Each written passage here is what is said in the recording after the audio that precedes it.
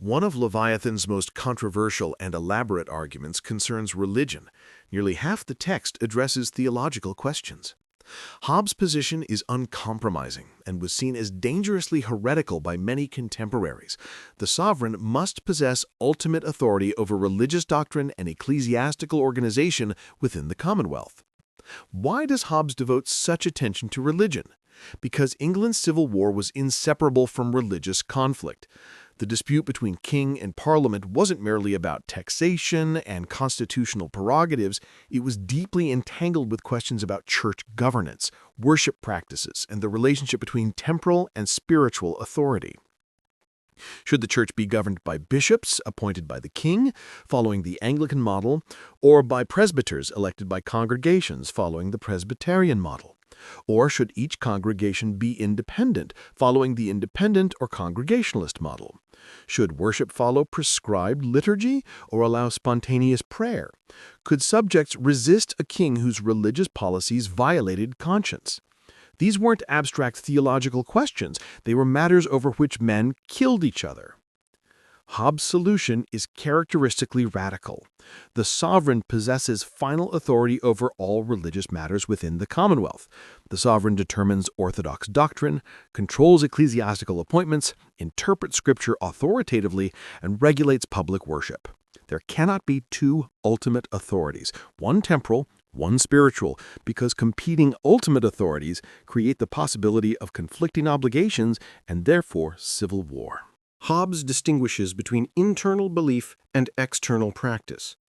True religious belief is internal and cannot be commanded. You cannot force someone to genuinely believe. But religious practice, what you say publicly, what rituals you perform, what doctrines you profess, can and must be regulated by the sovereign.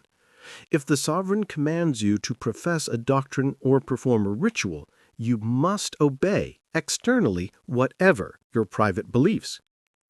This scandalized both Catholics and Protestants. Catholics believed the Pope possessed universal spiritual authority independent of temporal rulers. Many Protestants believed individual conscience should be free from state control in religious matters.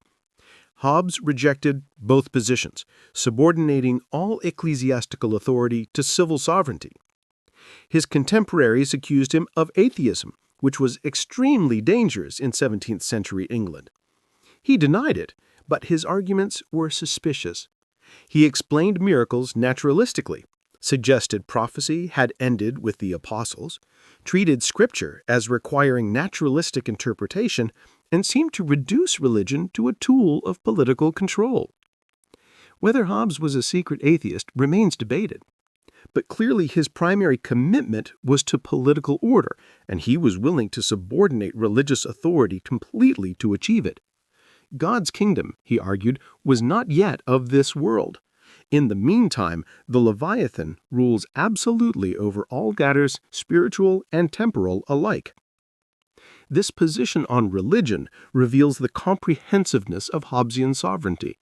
Nothing, not conscience, not Scripture, not ecclesiastical tradition, can limit sovereign authority, because any such limit creates the possibility of conflict between authorities, and such conflict risks civil war.